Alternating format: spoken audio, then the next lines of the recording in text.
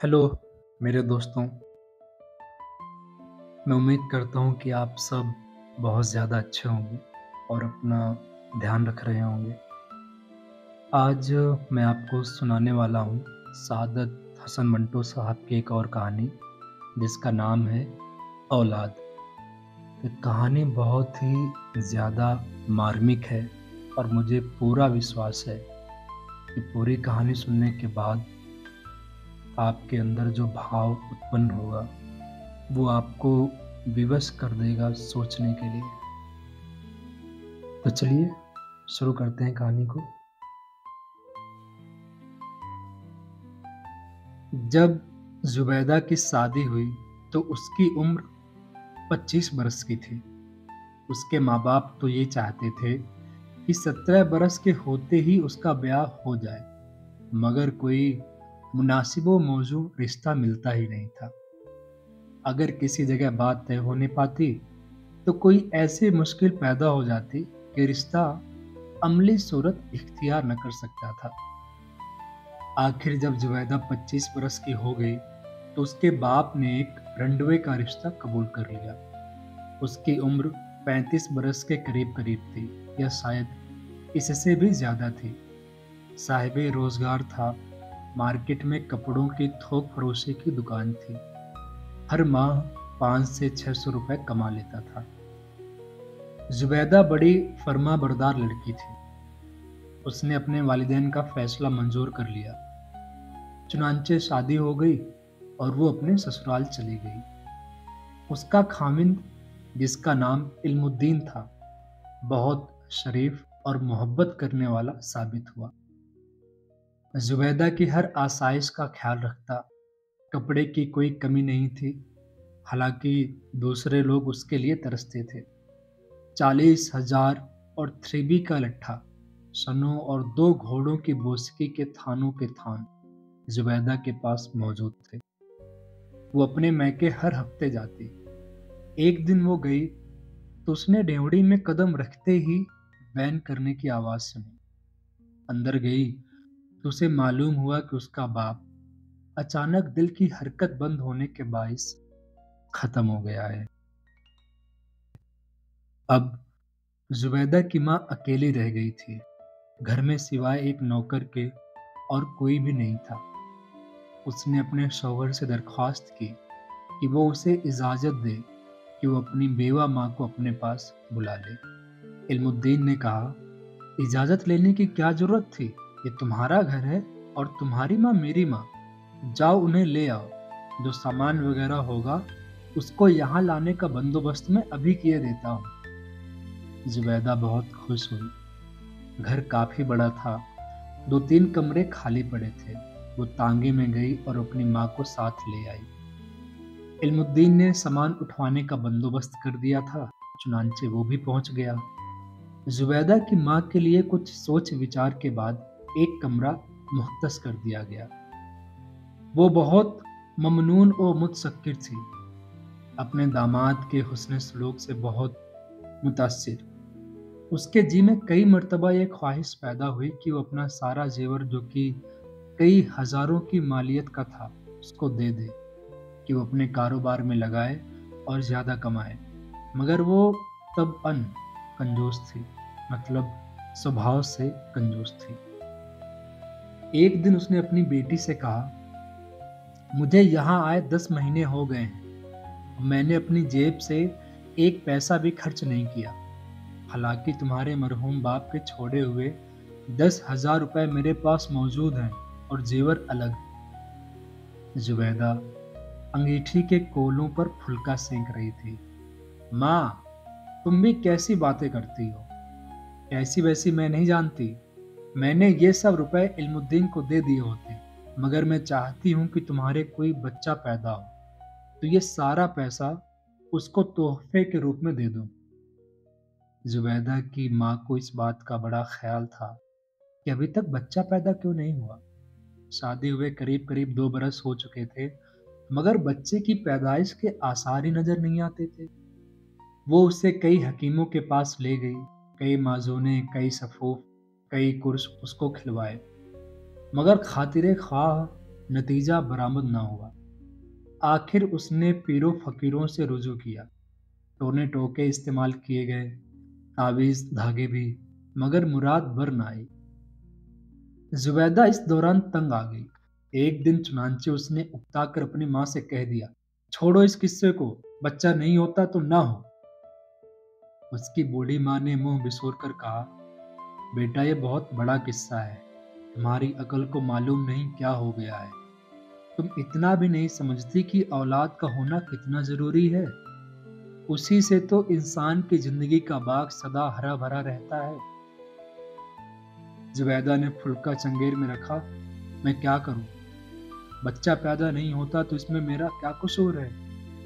बुढ़िया ने कहा, कसूर किसी का भी नहीं बेटी, बस सिर्फ एक अल्लाह की मेहरबानी चाहिए।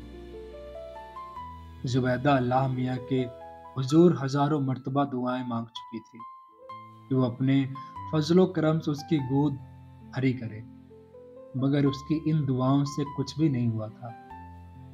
जब उसकी माँ ने हर रोज उससे बच्चे की पैदाइश के मुतालिक बातें करना शुरू की, तो उसको ऐसा महसूस होने लगा कि वो बंजर जमीन है जिसमें कोई पौधा उग नहीं सकता। रातों को वो अजीब अजीब से ख्वाब देखती, बड़े ऊटपटांग किस्म के। कभी ये देखती कि वो लकोदक सहरा में खड़ी है, उसके गोद में एक गुलगोथना सा बच्चा है जिसे वो हवा में इतने जोर से उछालती है कि वो आसमान तक पहुंचकर गायब हो जाता है। कभी ये देखती कि वो अपने बिस्तर में लेटी है जो नन्हे मुन्ने बच्चों के जिंदा और मुतहर्रिक गोश्त से बना है। ऐसे ख्वाब देखकर उसका दिलो दिमाग गैर मुतवाजिन हो गया। बैठे बैठे उसके कानों में बच्चों के रोने की आवाज आने लगी और वो अपनी माँ से कहती, ये किसका बच्चा रो रहा है? उसकी माँ ने अपने कानों पर जोर देकर ये आवाज सुनने की कोशिश की। जब कुछ सुनाई ना दिया तो उसने कहा, कोई बच्चा नहीं रो रहा। नहीं माँ, रो रहा है, बल्कि रो रो के हलकान हुए जा रहा है। उसकी माँ ने कहा, या तो मैं बहरी हो गई हूं या तुम्हारे कान बजने लगे हैं। जुबैदा खामोश हो गई, लेकिन उसके कानों में देर तक किसी नौ जायदा बच्चे के रोने और बिलखने की आवाजें आती रहीं। उसको कई बार यह भी महसूस हुआ कि उसकी छातियों में दूध उतर आया है। इसका जिक्र उसने अपनी माँ से नहीं किया, लेकिन जब वो अंदर अपने कमरे में थोड़ी देर आराम करने के लिए गई तो उसने कमीज उठाकर देखा, उसकी छातियां उभरी हुई थीं। बच्चे के रोने की आवाज उसके कानों में अक्सर टपकती रही, लेकिन वो अब समझ गई थी कि ये सब वाहिमा है।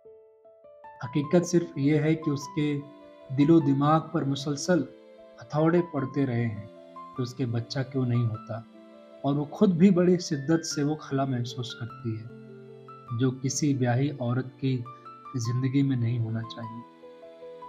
वो अब बहुत उदास रहने लगी। मोहल्ले में बच्चे शोर मचाते तो उसके कान फटने लगते।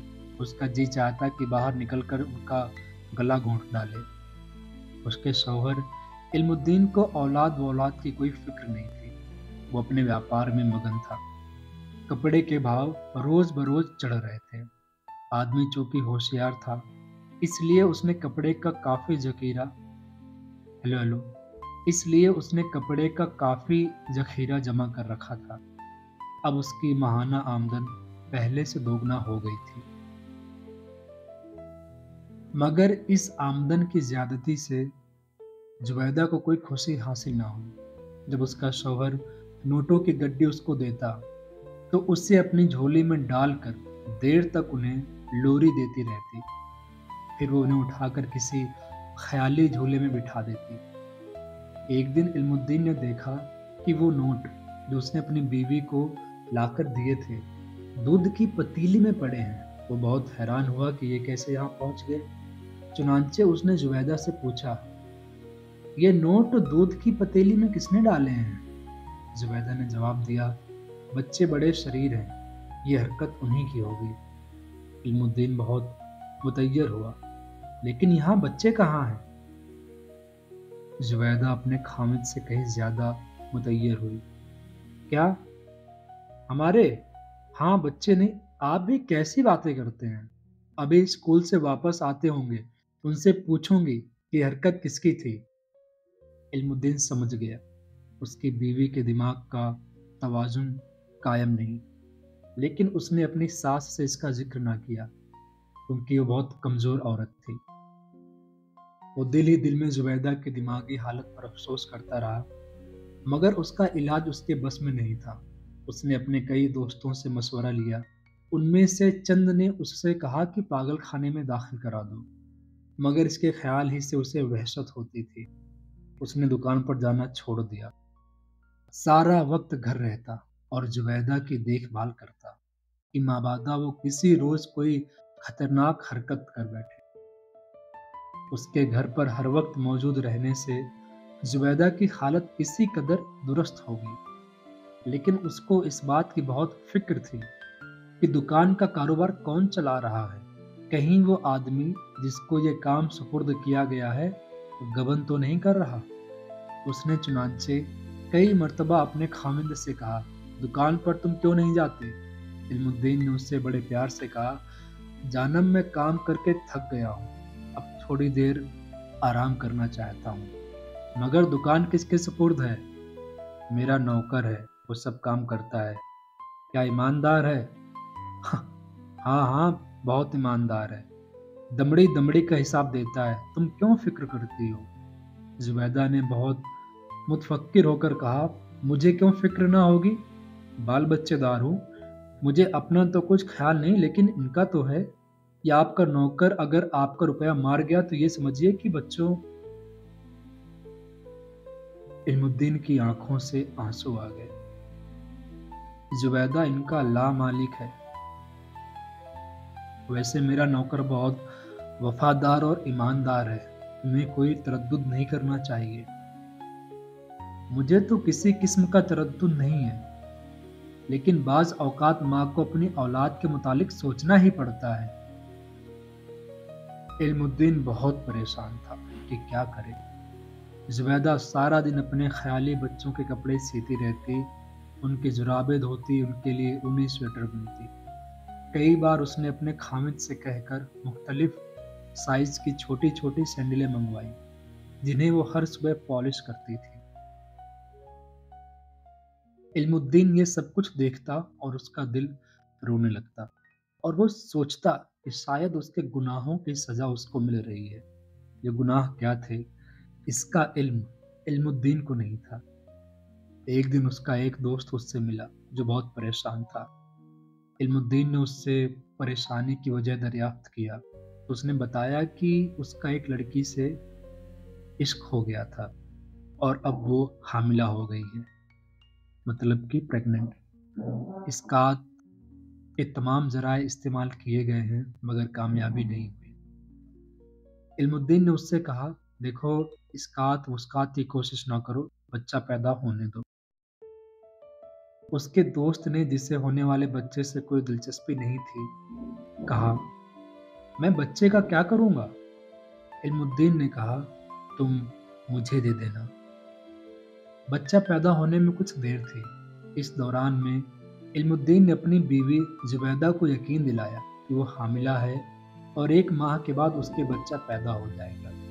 زبیدہ بار بار کہتی، مجھے اب زیادہ اولاد نہیں چاہیے، پہلے ہی کیا کم ہے۔ علم الدین خاموش رہتا۔ اس کے دوست کی داشتہ کے لڑکا پیدا ہوا جو علم الدین نے زبیدہ کے پاس، جو کہ سو رہی تھی، لٹا دیا اور اسے جگا کر کہا، زبیدہ تم کب تک بے ہوش پڑی رہو گی؟ یہ دیکھو تمہارے پہلو میں کیا ہے۔ زبیدہ نے کروٹ بدلی اور دیکھا کہ اس کے ساتھ ایک ننھا منھا بچہ ہاتھ پاؤں مار رہا ہے۔ علم الدین نے اس سے کہا، لڑکا ہے، اب خدا کے فضل و کرم سے ہمارے 5 بچے ہو گئے ہیں۔ زبیدہ بہت خوش ہوئی۔ یہ لڑکا کب پیدا ہوا؟ صبح 7 بجے، اور مجھے اس کا علم ہی نہیں۔ میرا خیال ہے درد کی وجہ سے میں بے ہوش ہو گئی ہوں گی۔ علم الدین نے کہا، ہاں کچھ ایسی ہی بات تھی، لیکن اللہ کے فضل و کرم سے اب سب ٹھیک ہو گیا ہے۔ دوسرے روز جب علم الدین اپنی بیوی کو دیکھنے گیا تو اس نے دیکھا کہ وہ لہو لہان ہے۔ اس کے ہاتھ میں اس کا کٹ تھروٹ استرا ہے۔ وہ اپنی چھاتیاں کاٹ رہی ہے۔ علم الدین نے اس کے ہاتھ سے اس طرح چھین لیا، یہ کیا کر رہی ہو تم؟ زبیدہ نے اپنے پہلو میں لیٹے ہوئے بچے کی طرف دیکھا اور کہا، ساری رات بلکتا رہا ہے، لیکن میری چھاتیوں میں دودھ نہ اترا۔ لعنت ہے ایسی چھاتیوں پر۔ اس سے آگے وہ اور کچھ نہ کہہ سکی۔ خون سے لتھڑی ہوئی ایک انگلی اس نے بچے کے منہ کے ساتھ لگا دی اور ہمیشہ کی نیند سو گئی۔